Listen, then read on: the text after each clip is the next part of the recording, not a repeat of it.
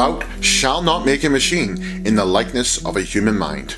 We were warned, and yet here we are. AI isn't just another tool. It's an insidious force creeping into every corner of our lives, and whether we like it or not, it's already changing what it means to be human. And the worst part, there might be nothing we can do to stop it.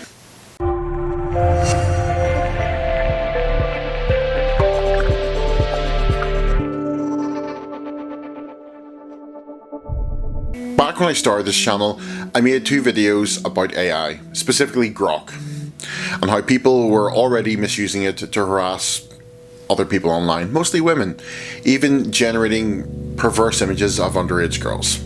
And that was bad enough, but now it seems to be getting worse. In different ways. I don't think you can get much worse underage kids, but in different ways. More and more I'm seeing AI take jobs, infiltrate education, and slowly reshape the way we think. So this is part 1 of a 2-part series I'm doing. Today we're going to look into the reality of AI and why honestly it scares the living crap out of me. And next week I'm going to use fiction, as I always do, to look for hopeful outcomes on how we can best use AI, because let's face it, it's here to stay. It's not going away, but there are options. And what I will say as well is this is being filmed obviously a week or so ago from when it's being posted. Things may change by then, so if things are a little bit out of date, I'm sorry. But let's get stuck into it. My name's David, this is the Conquering Chronicler. Grab yourself a cuppa and let's start it. Karl Marx warned us about machines taking our jobs. And obviously I do not think he could have foreseen what AI would have done. And a quick caveat, Marx was not against mechanization in any form. He was against the idea that it would inevitably be used to exploit the workforce. And that's what's happening. And while that's happening, the same people doing it are trying to tell us that it's women taking our jobs, it's foreigners taking our jobs. Nope. It's the fact is that we're being paid far less to do far more work, and let's talk about this, because what work we are not allowed to do is being taken up by AI. This technology was supposed to free us. Instead, across multiple industries, companies are quietly swapping people with algorithms. And the workers who remain, they're working harder for less and with far less security. How is that fair? Publications like The Escapist, Video Gamer, and The Esports Insider have reportedly all cut staff, only replaced them with AI-written slop, complete with fake writers and generated identities. How the hell is that normal and allowed?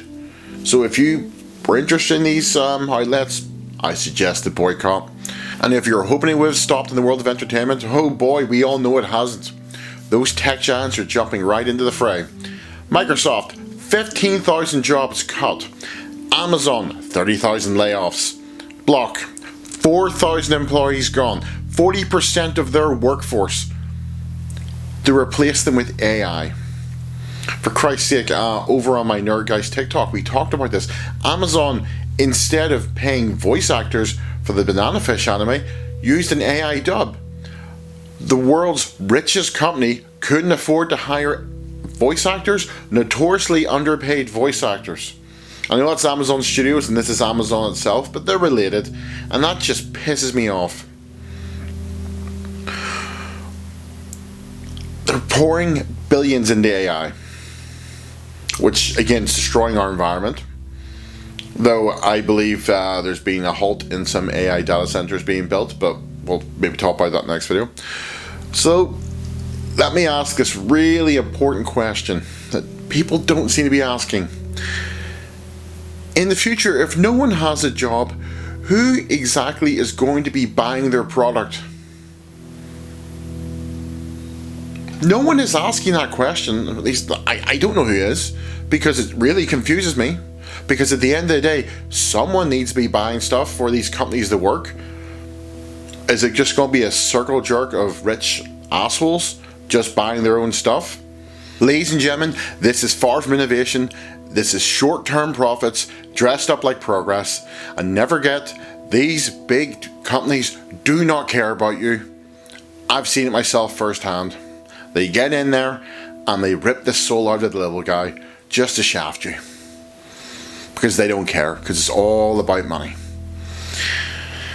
And if it stopped at private corporations, it wouldn't be so bad. But AI is jumping into our schools, and we're going to talk about it right now. Let's go way back, everyone. Socrates himself was executed for corrupting the youth and for daring to challenge how people think. What's happening now? Well, we're ready to do the opposite. There are real proposals out there for real schools experimenting with AI-led education. Now, again, AI is here to stay, and I think people should know more about it, especially the youth. Actually, all of us, but the youth you'll be dealing with for their whole lives. But this isn't what we're talking about here. Melania Trump, who recently decided to lie to the world and tell her she didn't know Jeffrey Epstein in any meaningful way, just to throw that out there, she is now involved with a product for a humanoid teacher called Plato. A system that delivers personalized, always available education. Education. I may as well put that in there because at the end of the day, I don't like that. I don't like the fact that a government, and not just one I disagree with, that any government should be able to directly control what we're being fed. Even if this sounds great on paper, having teachers 24/7, that's very unsettling. Because at the end of the day, teachers may not be perfect, but they can put their personal spin on things. The big problem, education isn't just information, it's about forming a connection. At least that's what I found with school. Some of the most meaningful relationships in my life were formed in what we would call high school over here, but secondary school for us, or grammar school as well. It's those awkward conversations, the encouragements, the frustrations, just growing up, the very human moments that we have. Is replacing that with machines. This is not going to create smarter kids. It's going to create isolated ones. We've already seen that. I think the Nordic countries are doing very well with their education and it's much more personalized. But for some reason, we have politicians pushing for industrialization of education. Possibly because they're in the pockets of the people paying for this industrialization, but call me crazy for thinking that. Oh wait, no, the First Lady is involved, so probably. And hey, if an AI teacher was enough, you could just enroll your kids in Alpha School, which is an AI-powered school for the low cost of just between $10,000 and $75,000 per student annually. What the hell? Sorry, there are also some sources that say it's close to $40,000 and $60,000. Why does anyone need that? This is just going to create a further gap between the haves and the have-nots. The strangest part of this is, right now, the haves are the ones that are going to be disassociated from other humans. At least until they flip it and decide that, probably wanting like free-range education for children where they're given teachers. The thing we were doing for a long time. And again, education itself isn't perfect, but this is not the answer. As I said earlier, teachers are not perfect. And that can be a wonderful or terrible thing. Shout out to the asshole himself, Mr. Rankin. My English teacher, my final English teacher, who humiliated me in front of the class. And man, I hated that man. Horrible person, and anyone that went to my school and dealt with Mr. Rankin, you'll probably agree with me. But I also remember my RE teacher, Miss Black. Wonderful person, really encouraging. And my Final Form master and my history teacher, Mr. Carolyn, I believe, really encouraging people. People I maybe wouldn't agree with in all things, but they were really encouraging to me and helped push me towards doing things I wanted to do. And they did challenge me on some stuff. Or my math tutor. Yes, I had a math tutor, Brendan, who definitely was someone that I didn't agree with on stuff. But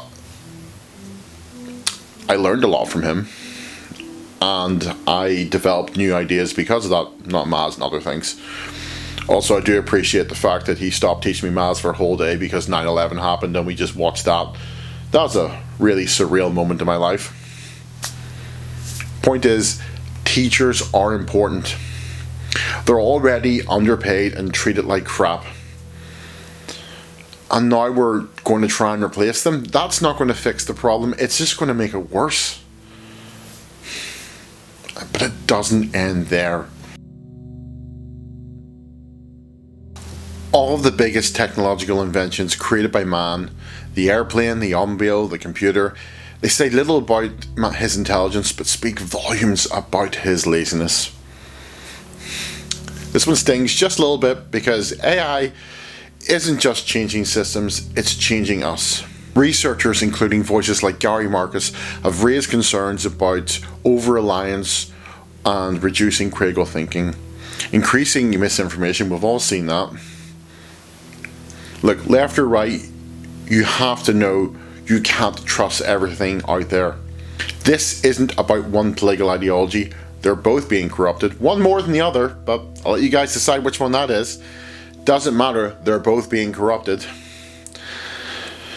There's growing social isolation, particularly among young men, but I'm sure women are having this problem too.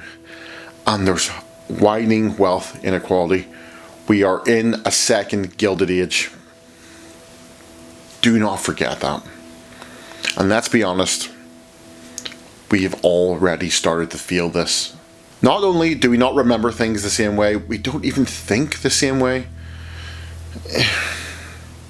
I was talking to a friend about this recently. We were trying to remember something, and it used to be years ago we'd just go back and forth till we got the answer. Just nowadays we whip out the phone and Google it. And I've seen plenty of people just whip out the phone and hit up ChatGPT. Again, a marvellous, wonderful tool, but it's making us lazy. And I am as guilty of this as some way as plenty of other people, so I'm part of the problem here.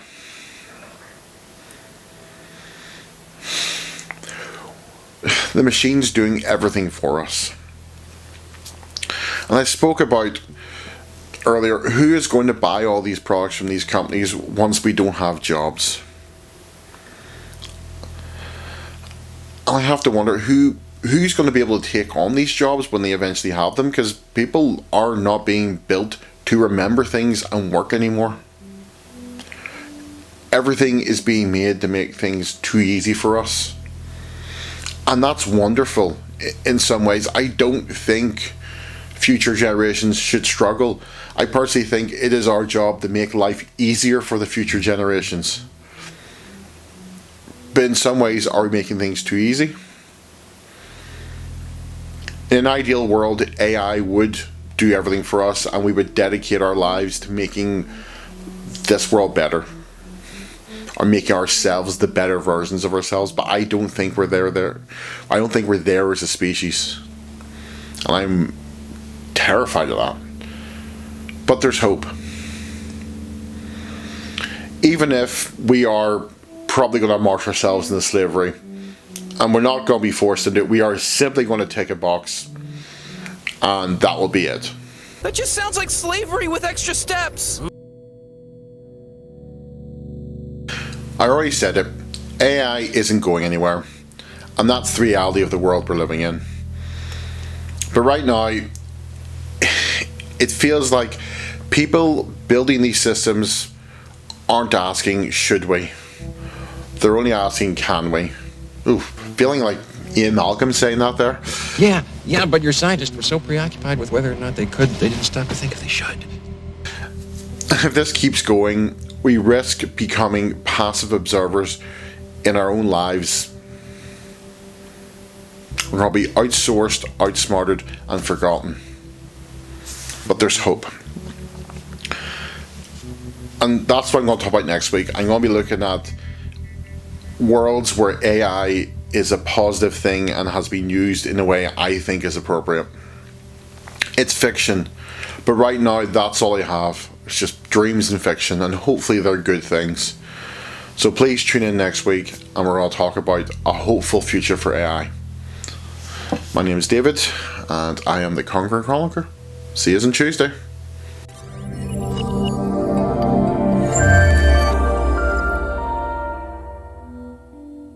So, if you stuck around after the credits, much appreciated. This was the worst mug I could pick possible because it's difficult to hold. I'll be honest. Sorry if you were expecting more D&D content. I just took a break from that. I want to do something else, and this felt important to me. Mostly because it's AI, it's the future, it's what's happening right now, so I wanted to do something else about it. And I hope you appreciate this. I'm not an expert on it, not yet. I'm going to definitely have to learn more about it because it's going to change our world. But on that final note, I just want to say thanks for sticking around, and please comment below if you think there are any positive representations of AI in the media that we should look towards. And I really hope that we don't come up with Bender from Futurama. I think we can do better than that. If not, I'm leaving YouTube to open my own video service with blackjack and hookers in honor of Bender.